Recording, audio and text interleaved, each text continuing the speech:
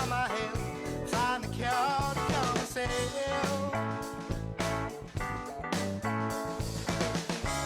In these times of struggle, you can hear the children cry. Hello, my, I'm weary. These are troubled times indeed. In all honesty, I fear thee. Uncle Sammy Lee. Hi, I am Brad Hartley, and welcome once again to Critical Mass TV, a little mixed mental arts for positive change. All opinions expressed by me are mine alone. They are not necessarily the opinions of our great guests or the station, even though they should be. Beginning Sunday, September 1st, Vermont's Cutting Edge Variety Show goes live at 8 p.m. So mark that down and remember to call in. Critical Mass, the number of people required to change the world. Let's get it on. We have 3 show segments. Eye on the Greed Cult, which is yours and my editorial and comment time. Art Break with Kathy Hartley features a regional artist, musician, or creative genius inspiring us to reach high. Lastly is Voices Vermont, an interview with outstanding local people making a difference for the right reasons. Okay, let's open our eye. Last time, I covered a lot of stuff. Let me quickly summarize. Humans are miraculous, adaptable critters that have met every challenge, from saber-toothed tigers and ice ages to perpetual war for profit, exploitation, and greed. And we have thrived. This ability isn't something some rich guy gives us for being good. This is our own hardwired nature and can't be taken away. There are several pivotal things that we need to accomplish, and we can have our dream world that lasts forever, or at least until the next giant asteroid visits. Number 1, brutal honesty with ourselves and with everyone around us. Number 2, intellectual self-defense, our mixed mental arts designed to help everyone see the difference between selfish thought control and helpful, constructive information that empowers us all to succeed. Number 3, that the greed cult is very broad and seductive and owns almost all Earth's resources, but is inherently weak by nature and is a pyramid scheme by design. Number 4, parallelism, or building our own business, banking, communication, and political forces, cuts the heart out of the cult by ignoring and starving it to death. Number 5, that all of us, based on our common humanity, deserve a dignified, respectful, satisfying journey, and that we have the duty to do our best. I will continue by telling 2 different stories. The first is the story of the world as it is. All of our human constructs that both empower and entrap us need constant scrutiny.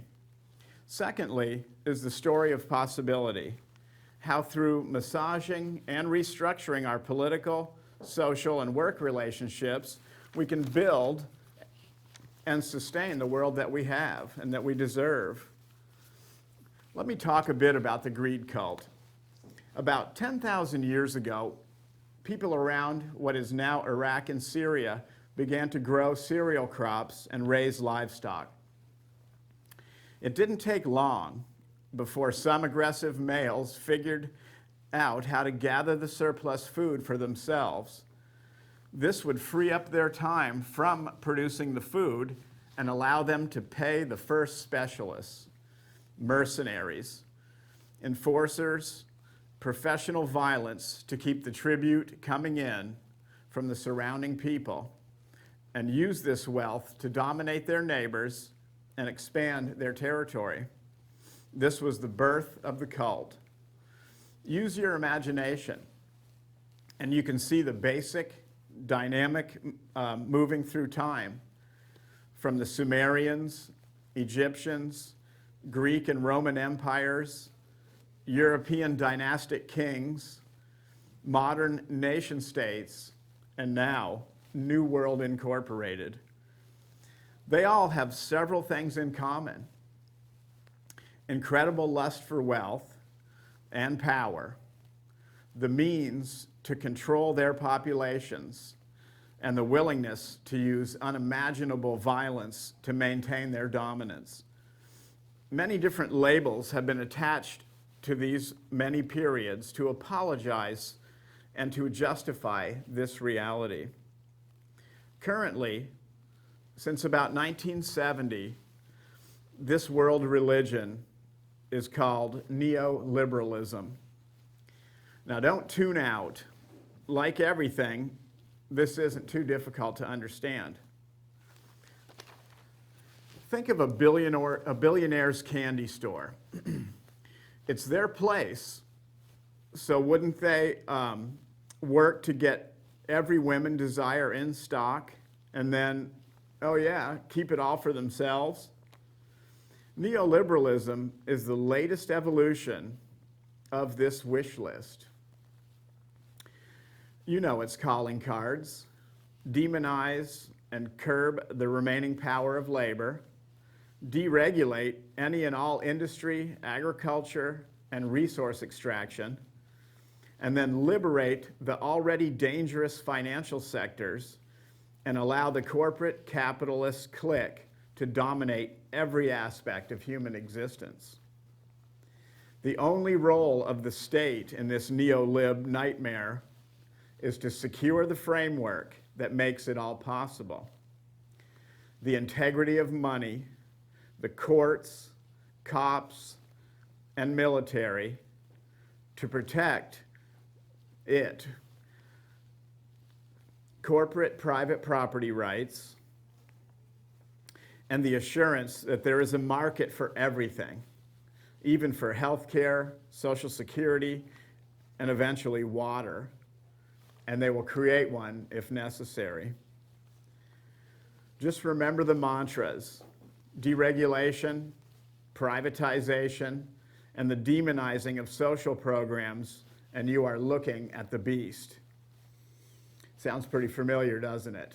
I think about every established political party is now partaking in all of these. Liberalism, not in the propaganda sense, just means the system that holds liberty above all other qualities. Holding liberty above all other qualities. So you see, the neoliberal holds business liberty. Business liberty is a new term. But that holds business liberty above all else, and screw the rest of us. So you might ask, with all of the money and power that the cult enjoys, why can't they just close the door and coast with all of their riches? Enter the anti-authoritarians. Throughout human history, just as there are always a few willing to use violence for power, there are always a few that are willing to sacrifice all for the justice and equality and dignity of their fellow citizens. From Jesus to the Buddha, Rosa Luxemburg to the Reverend Dr. Martin Luther King, the AAs, or anti-authoritarians, have been the firewall that keeps, to quote Jim Morrison, the whole shithouse from going up in flames. The brilliant activists that are Migrant Justice Vermont, the Peace and Justice Center of Vermont, the Vermont Workers Center, Shut Down Vermont Yankee, and Stop the F-35 do not accept blind authority.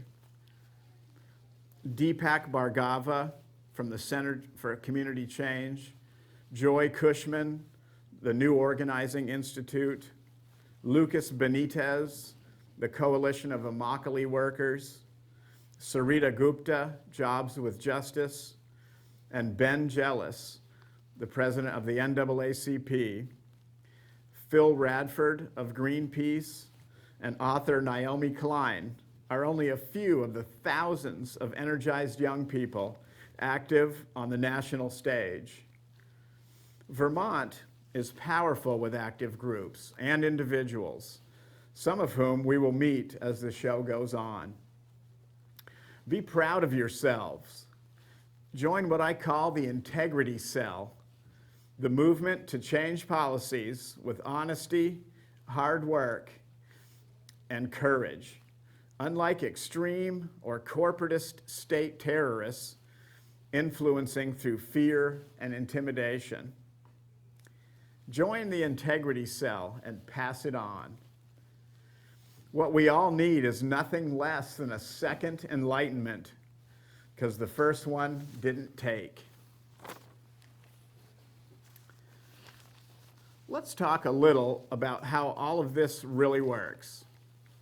How can 0.1% of Americans have all the power and own most of the wealth?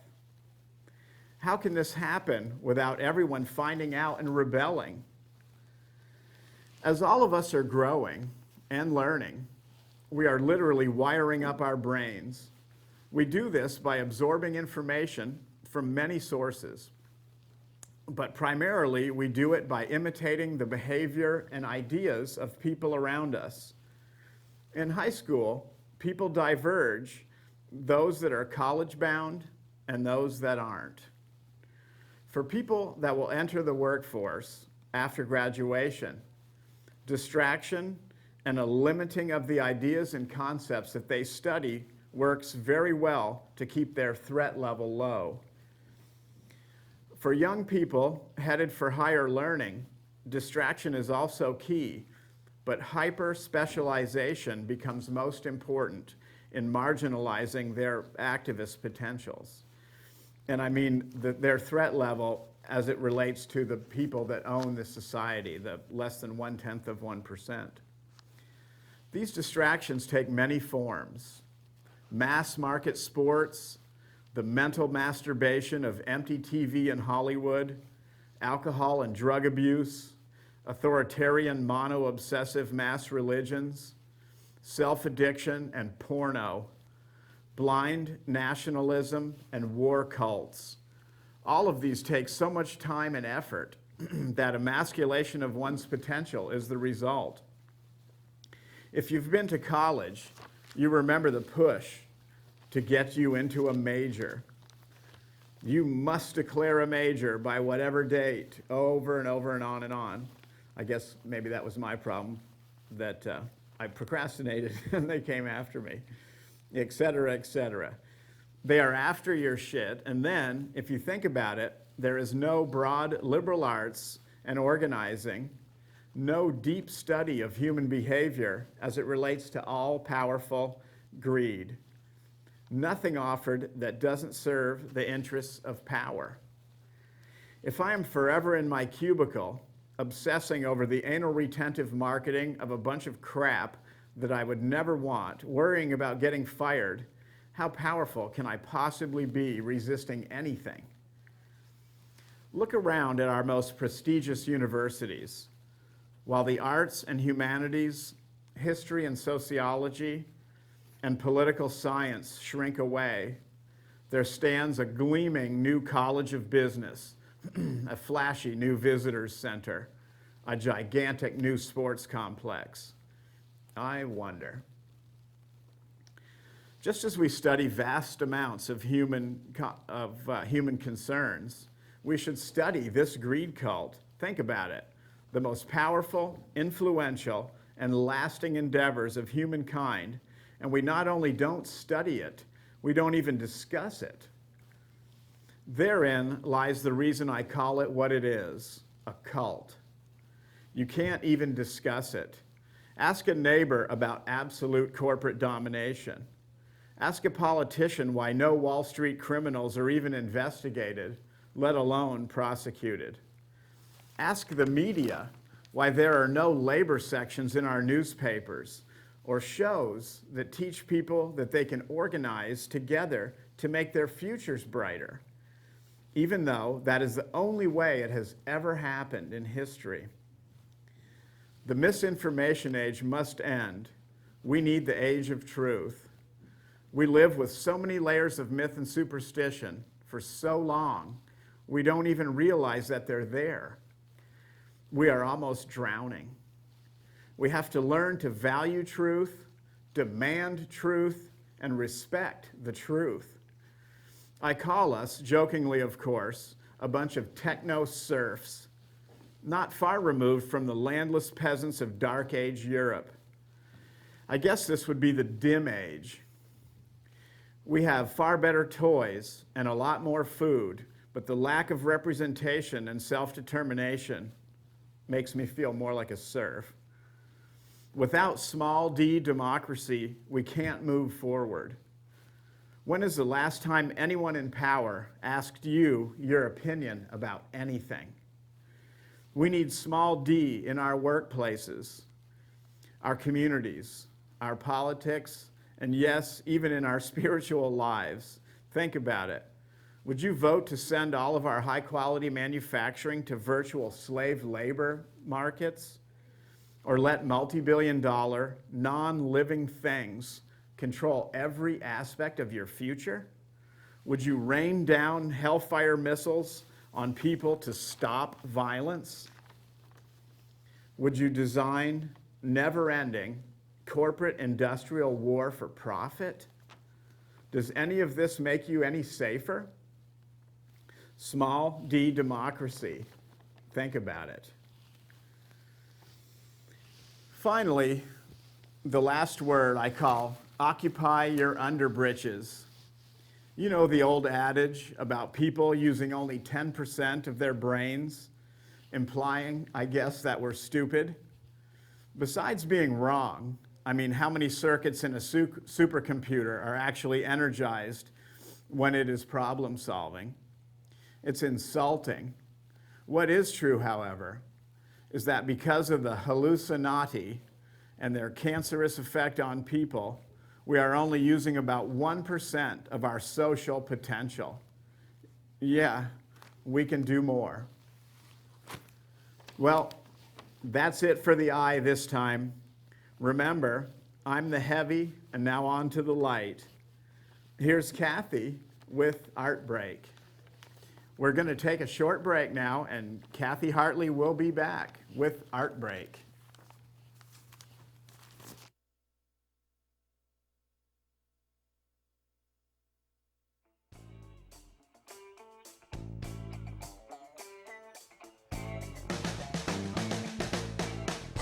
Have you read the news? Have you let it get you? Yeah, people there are saying how bad you're gonna get.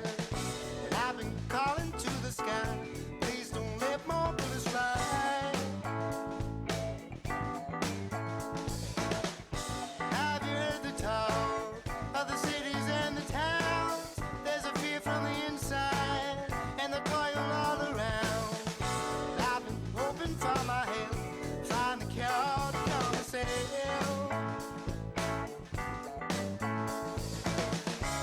In these times of struggle, you can hear the children cry.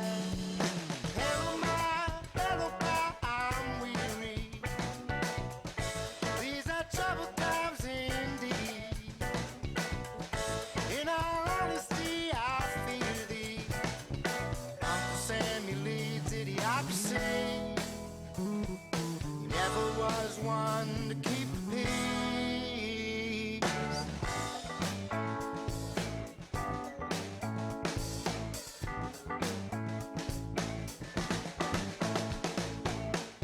Have you lost all hope for peace across the land? Nothing's gonna get done unless we take a stand. And there's a madman on the shelf, saving dreams, I live in hell.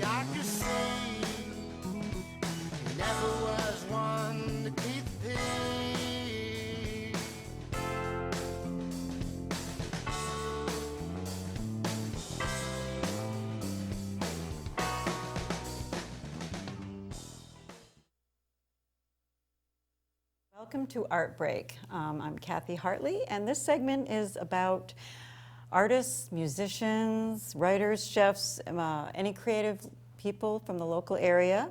Today we are featuring Linda E. Jones. She is a local Burlington abstract artist. Welcome, Linda. Thank you for Thanks for having being me. here. Thank you. So you're an abstract artist and teacher. Yes, I teach painting as well, yeah. And can you tell us a little bit about what led you into this world of art? Well, I've always been interested in art, and I've always, my father was an artist, and I would always hang out in the studio, in his studio, and I was the one that was given the colored crayons or the, the colored pencils, and Right. I was always encouraged To be an artist? to be an artist. To dabble in art? Right.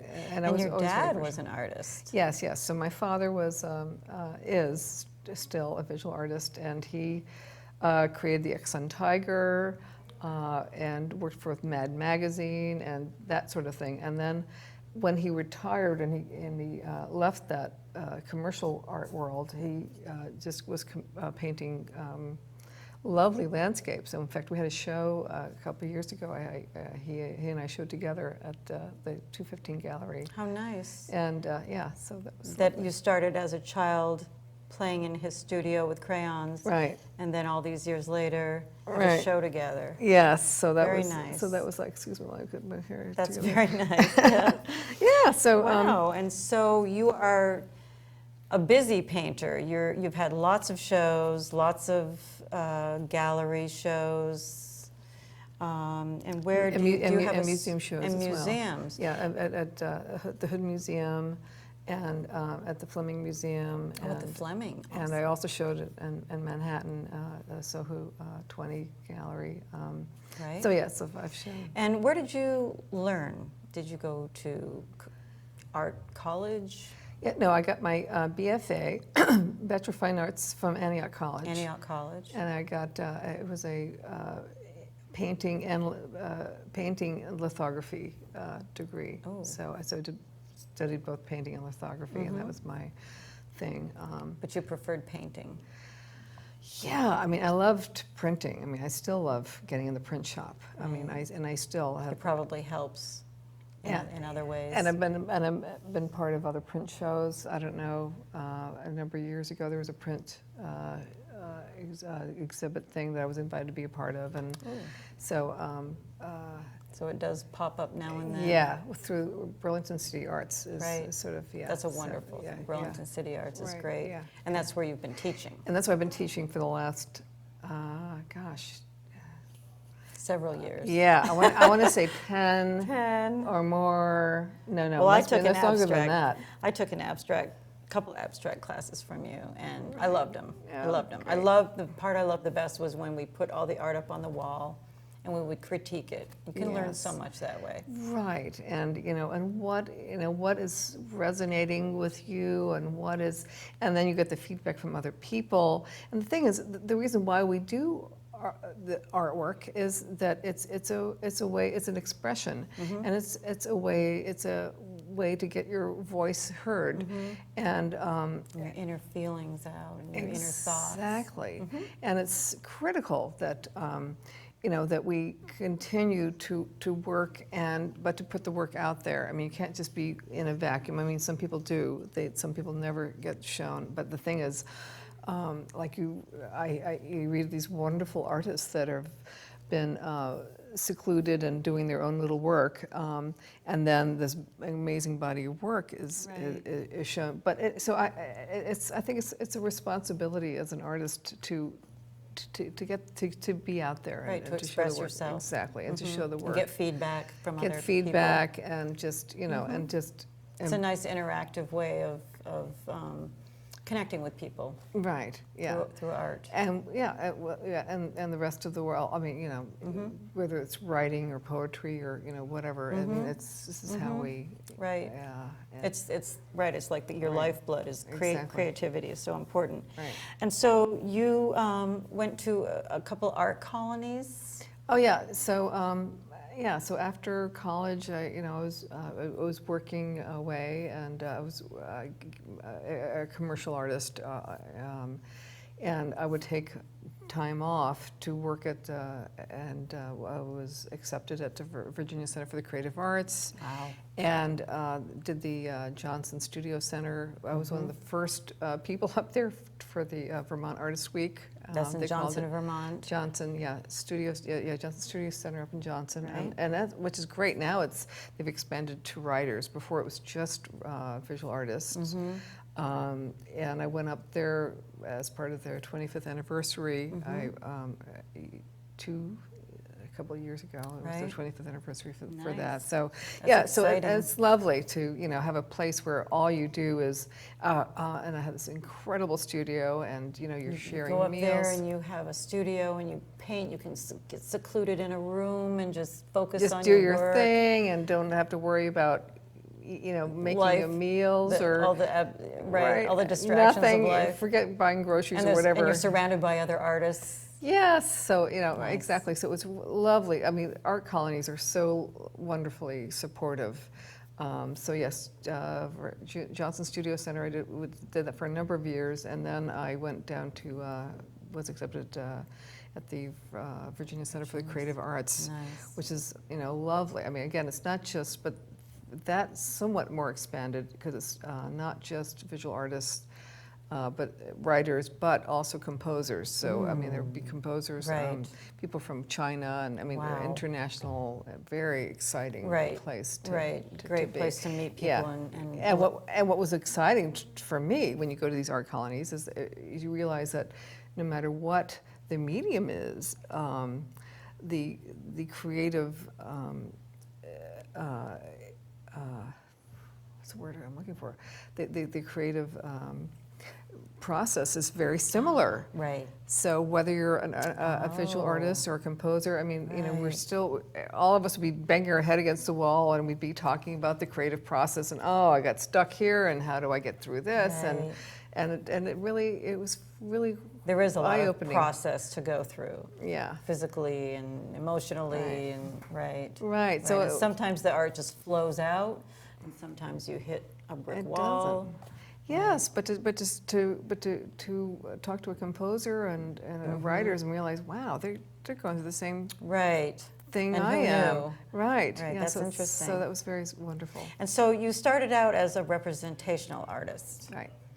And then when did you segue into being an abstract artist? That's a great question. I was so the last representational body of work that I did was I had been in Haiti, and I did a large body of work that was representational. And after that, I don't know. I came back from Haiti, and I said I need to find something that is something more out of myself. And I had the hardest time figuring out what would that be. And I had a dream.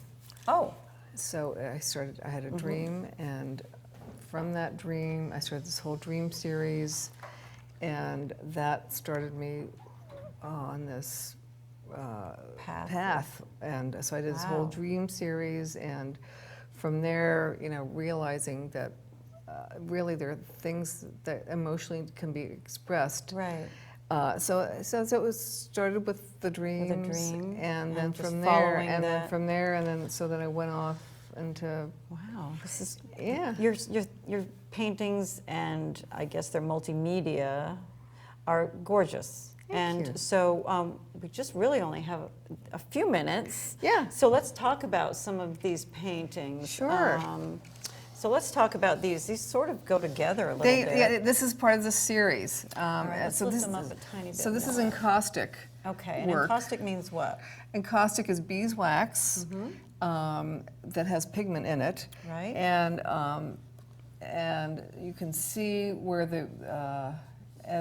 what I start to do is my whole thing is with my work is layers. Layers. So you can see the pencil, the graphite down below. And then more layers of wax. And then with this in particular, my son was just learning to write, and there was so my whole life experience informs my work. Right. So in this particular piece specifically, I took the napkin that he had written on, and I encased it in the wax, and that's Ooh. so this is the actual. So that this pretty is- much seals it forever. yeah, and in fact, some of the very first paintings, Egyptian, Right. were encaustic. Oh, okay. So I the didn't know pigment and that. everything is totally encased in the wax, and so it really preserves the pigment and preserves So everything. when you say pigment, are you using just a pure pigment? Is it a powder? Is it a... Well, no, I don't mix the powder in myself, but I buy encaustic that's already made. The pigment's already in it. Okay. Because in fact, it's quite dangerous Right, to use the powdered pigment. Right, and you had a medical issue with the encaustic process. Yeah, I mean and so you have to be very careful Right. with the You can't breathe in the You can't- fumes. yeah, and there's no mask. There's nothing really you can Right, use. so you learned the hard way. Yeah, and this is after I had taken workshops and done all that. I already knew that to be careful, but I was working on a very large piece, and I had a heat gun, and the smoke was coming off the piece, going into and your and it went lungs. to my lungs, even though. Right. Anyway, but so you live and learn. Right, okay, let's but talk anyway, about some so- other ones. We have a all couple right. minutes left. Okay, let's talk about this painting right here. So, what kind of represent? Okay, Let me so this see is where also we a can- large encaustic piece. Okay, I guess you can stand up and, Right, and this is sort of the same thing where I started with a graphite piece underneath. And again, my whole thing is about layers. So there's Right. the graphite that was on a piece of paper that was mounted. Right. And then clear wax, and then I scribed and pushed ink and encaustic into that. And then oil on top of that. So it starts from paper with graphite and water-based stuff onto, and this was again, all of this stuff is informed by my family. So this was Cody had a broken collarbone, so there's medical family references here. This is actually, and this was taken from an X-ray. right. That Ah. so I did the drawing from. So life that. does definitely influence life and daily Yes. issues. And I had a large show at the Burlington City Arts that was called that was part of the medical. It was a medical Show, show. kind of Yeah, an exhibit. right. Yeah. Theme, right. Yes. Right. Very nice. I love this. Thank But I you. would love to look at this other one too, since we only have a couple minutes. Okay. And so let's talk about this painting on this easel right over Oh, here. yes. So this is the same thing. It's a medical reference to my son had ended up having a bone injury, Right. and an infection that in fact went undiagnosed Right. for a while. And it wasn't until I was actually in the studio and I had this thing, I was working on this painting, and I just had this intuitive like there is something really wrong here. And it really, while I was working on it, I said there is, I've got to, because again, it was not diagnosed. So it and- was sort of an epiphany. Right, exactly. So, so he had this bone infection again that was undiagnosed, and he for 6-7 months had to have treatment for this. But it was in the studio that I had this okay, I've got to talk to the doctor. I've got to get. So this is what this was all about. And so this came out from after he was diagnosed, or were you painting this and thinking It's of... before he was diagnosed. I'm Wow, like, that's something great. is wrong. This is something is not right. Wow, that's incredible So that you can create such art out of just intuition. right, and also and I'm been very interested in medical and biology in general. I mean, here's the these are skates eggs. These shapes, skates egg pods, Right. Oh, yes, I see that now.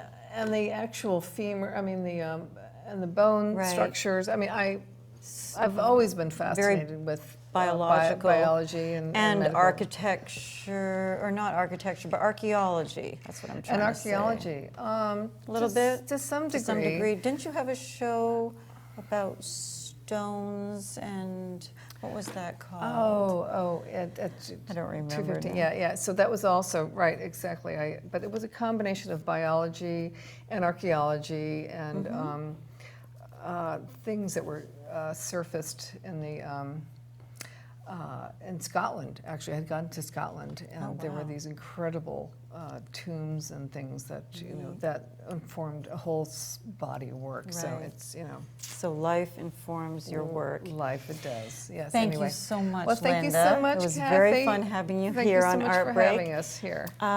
If anyone would like to be on Art Break, I would love to have you, interview you. You can email me at artbreakvermont@gmail.com and tell me what kind of creative person you are. We are looking for artists, musicians, writers, chefs, any kind of creative person, and I'd be happy to showcase and promote your work.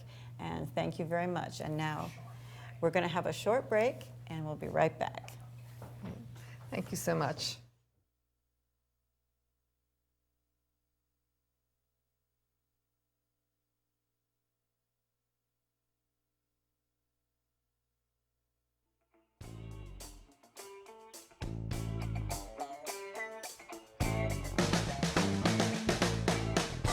Have you read the news?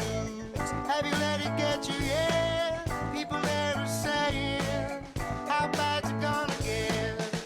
And I've been calling to the sky, please don't let more bullets fly. Have you heard the talk of the cities and the towns? There's a fear from the inside and the coil all around. And I've been hoping for my help, find the cure to come sail.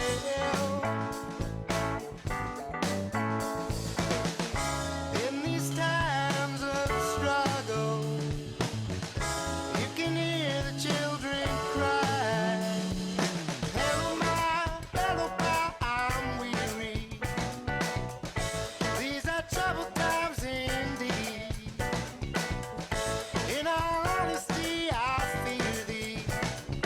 Uncle Sammy leads idiocracy. He never was one to keep the peace. Want to hear me? It's going to be on. Hello, it's Brad Hartley again, and this is Voices Vermont. I would like to introduce James Mark Leas. He is a local patent lawyer and a member of the Stop the F-35 Coalition. Welcome, Jimmy. It's a pleasure to be here. Nice to see you. So I heard that at the Burlington City Council meeting on Monday night the 12th, that a resolution to the city is going to be introduced. Are you the one who is introducing? No, there isn't going to be a resolution Okay. introduced. Why don't you clarify that? Actually, there was talk of a resolution introduced by one of the city councilors, Okay. and he withdrew that resolution. Okay. And we only found out that there was going to be a resolution after he'd already decided to withdraw it. Okay. But independently, a number of both organizations, these SOS, Save Our Skies, and the Stop the F-35 Coalition people thought it would be a good idea to go to the Burlington City Council and participate in the public forum that they have before each meeting. Right. So we're encouraging everyone to come and speak. They'll give us 2 minutes or 3 minutes to speak during that public forum. Right, each person that wanted to speak. And we're also working with city councilors to prepare a resolution that will be introduced after the meeting, sometime in the next week or two, Okay, for very good. debate and discussion and introduction at the September 9th meeting. Okay. So at that meeting, once again, we'll have participation by people in the public forum that precedes the actual city council meeting. Right. And what we're hoping is that it'll be discussed, maybe referred to a committee, maybe whatever the city council wants to do. Certainly. And then we're hoping the city council will take the time to really consider this and then vote on it at its October meeting. Okay. So that will give them time. Now, that will also be before we expect the Air Force to make its final decision. What we're hearing is that the Air Force final decision could come as early as the end of October or the beginning of November. So we Okay. want to make sure the Air Force has the input from the city of Burlington. After all, the city is the landowner at the airport. It's the landlord, and the Air National Guard and the Air Force are the tenant.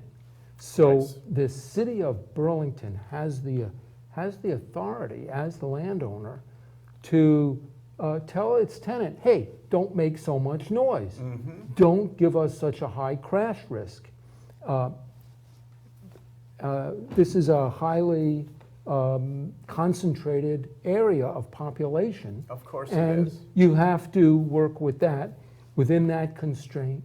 Now, if you're out in the desert at some of the other Air Force bases, there may be much less limit on what the Air Force can do. Or if they're over the ocean, there's probably a lot less limit. Right. But when you're in a residential area and you're taking off right over Winooski on one side and right over Williston on the other, you've got to act responsibly. And it's Yeah. up to the landlord, it's up to the landowner to tell the tenant what to do if the tenant doesn't have the common sense itself. Now, the National Guard and the Air Force are both immune from prosecution as entities. They have immunity from any kind of a lawsuit Right. stemming from anything that would happen. But the city of Burlington would not be immune from legal action. Say, God forbid that we had a large crash or something of that nature. That's right. The city really can be held responsible because if it doesn't take action to limit what the Air Force does. If it allows its tenant to just do things that are unreasonable and dangerous, unsafe, and it knows about. So there are certain conditions before the landlord can be held responsible. If the landlord is just renting to you and you control the total property and the landlord never comes on, it's yours, well, okay, then the landlord generally has not been held responsible. The general rule is that the landlord isn't held responsible. But there is an exception. There are two exceptions. One is if the landlord knows about it when he or she signs the lease. If they know that there's going to be a dangerous situation and they still sign the lease, then they've given their stamp of approval. They are participating in that. And that is what's going on now. Right. Because the city of Burlington assigned the lease or renewed the lease for the airport. They have to renew it every so often. And they also have a joint agreement with the Air Force for operating the parts of the Air Force that they jointly share, like the runways. Right. And that just expired June 30th.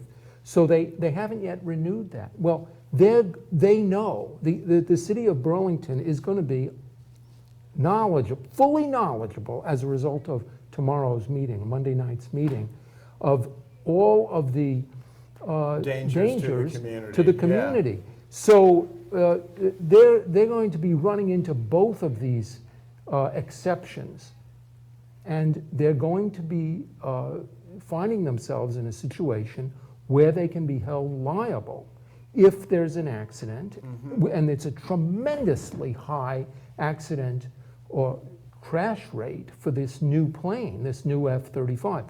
Already the F-16, according to the figures given in the by the Air Force and the Environmental So the Impact existing Statement. aircraft that they're flying, the Air National Already Guard, is the F-16. Is the F-16, and it has a crash rate that's 180 times that of commercial flights flying from our airport and from other places around the country. 180 times, and that you can find that from the National Transportation Safety Board, combining its information in a recent report. It's just how many F-16s crash based on how many hours they're flying. How many hours they're flying. The number of crashes per 100,000 hours is about 180 times that of commercial flights. And the F-16 is much safer than the F-35, according to the Air Force. The F-35, in its first 2 years of operational basing, according to the Air Force, is going to be like the F-22. They expect it to be like the F-22. They don't know what its crash rate is going to be. It's a brand new plane. Right. But it's a single engine plane. It's a fighter. They think the best measure is going to be the F-22. And the F-22's crash rate was 236 times the current crash rate of the F-16, which is 180 times that of commercial. So multiply those together, you get an astronomical crash rate. Right. Now, as time goes on, the crash rate of the new planes rapidly improves. It goes down. So by the end of 5 years, it's going to be about 11 times, I think. I can't remember. It's something like 10 or 11 times the crash rate of the F-16. And by 12 years after the first operational basing, it's going to be twice as much as the F-16 is now. After all, the F-16 has been around since the 1980s. It's been around, and so a lot of the bugs have finally been worked out. Gotcha. And we're at a point where, did I lose this again? No, I'm fine. So the F-16s and the F-35, the F-35 is really going to magnify the crash risk if it comes here with the first operational basing, which is what our senators wanted to do. Why they would want, especially Senator Leahy is behind this, why he would want to expose Burlington area residents to such an intense crash risk is very difficult to understand. He is supposed to be I would speculate acting to protect certainly, the citizens. by his oath. But I would speculate that since he is the senior senator in the United States Senate, it's as small and trivial as it may seem, it would be a legacy gift for a retiring senior senator, and they would probably rename the facility after Senator Leahy. And I'm not, it sounds funny, but that kind of thing really does happen. Yeah. Because they're bypassing a lot of criteria in their own supposedly objective review to put it in Burlington when there's other better alternatives, like you said, the desert, or McEntire Air National Guard Base in South Carolina, by the Air Force's own standards. Aren't those better facilities? Oh, much better. Way fewer people are in the area of any of the other sites. Including not a senior senator in the United States Senate. Well, so it could be that there would be a positive, I can't imagine how there could be a positive legacy, even if that was the argument. Right. If this No, I plane know. crashes in Burlington, or if it crashes somewhere else, and there's concern that there's going to be a crash here, even if in 5 years there's a crash somewhere else, there's going to be way heightened concern about crashing here. And so I think we're going to, I don't think it's a legacy issue. I think it could I well. was being facetious. No, I think it could be some influence by these developers who are looking to convert land that's now predominantly residential housing near the airport entrance. They're all condemned and boarded up already. There's extensive neighborhoods that are closed down. The city has already bought and destroyed and demolished over 100 houses. So that in this gets neighborhood. rezoned. What does it get rezoned as? Well, the noise standards say, no, you can't have residential housing, but it's still within the noise level that's okay for commercial. For malls. until you reach an even higher noise level. Right. So this is what I think these developers are hoping, that the noise level will be too high for residential, but okay for commercial. And then they can get this land cheap from the city. It was purchased with federal taxpayer money. So they're using taxpayer money to get all this land consolidated into something large enough for commercial development. And then they're going to buy it from the city and turn it into massive profits for themselves. And so somehow the thought about all of the increased crash risk, the increased risk to human health, the Air Force report says we're going to have cognitive impairment of children. We're going to have hearing loss, and we're going to have cardiovascular disease. For 770 people in the elevated noise zone, this is a noise zone. 7,700 plus people. Well, okay, yes, I'm giving you a different noise zone. Okay, now. gotcha. There's actually different contours. There's the 65, which is the one you're talking about.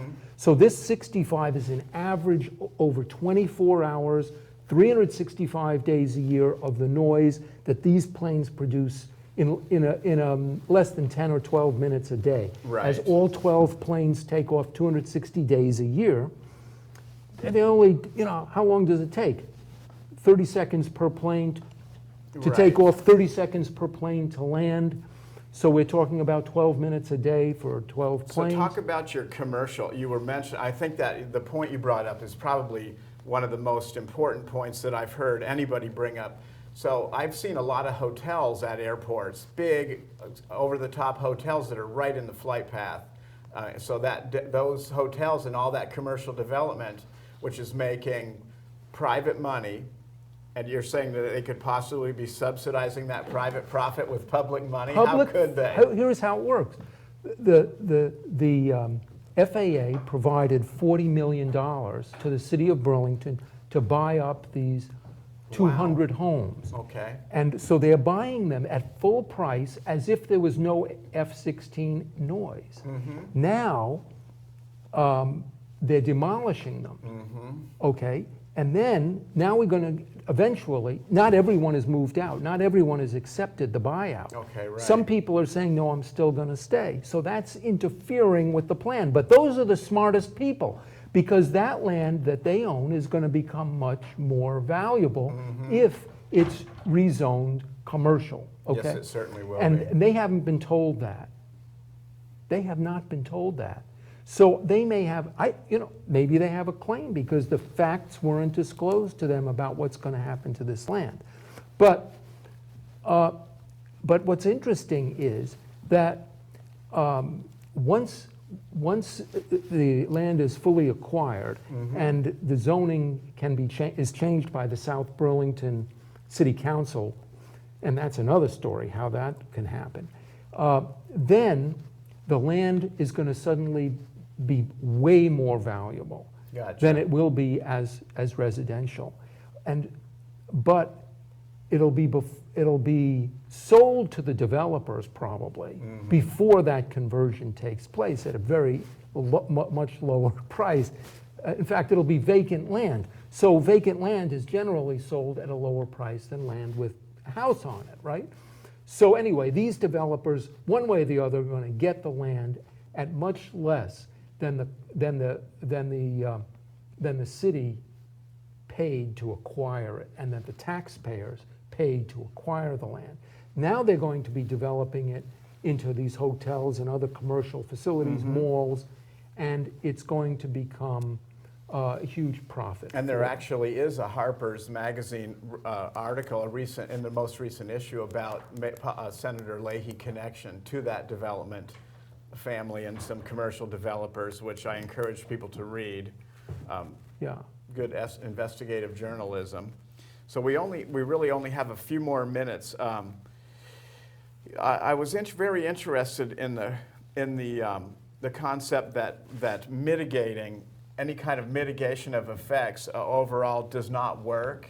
Yes. What do you mean by that? Well, it isn't us who are saying that. Right. It's the Federal Aviation Administration.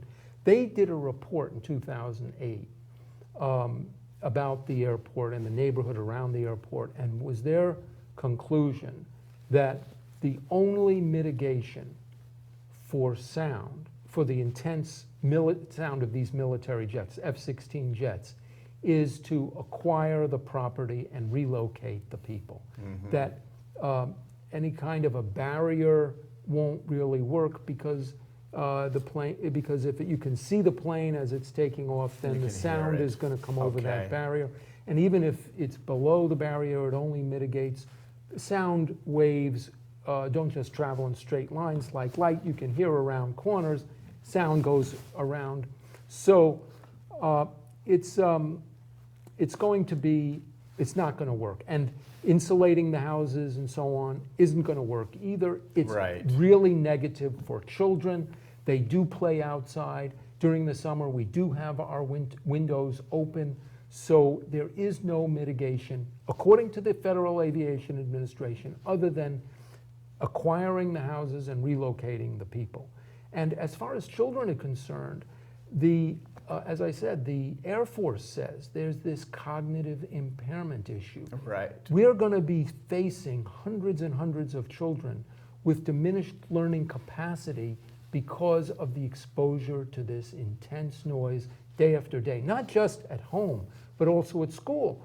The Air Force report says that they're already at Chamberlain School some 25 interruptions per hour with the windows open. I gotcha. That is going to increase to 26 if we get the F-35. We should be going in the opposite direction. We should be taking that 25 interruptions and bringing it down to 0. Why are we going to subject the children in this neighborhood that goes to Chamberlain School to even more, or the same or more interruptions than they're getting? What the World Health Organization and NATO did a study saying, keep schools and daycare centers and airports separate. Don't put them around each other. Out of those intense noise areas. And what happened was that the Air National Guard kept going to noisier and noisier planes. And so that has to be stopped. All right, Jimmy, I really, really do appreciate you stopping It's been by a pleasure. and talking with us. It's always a about pleasure, that. Brad. All right, good to see you.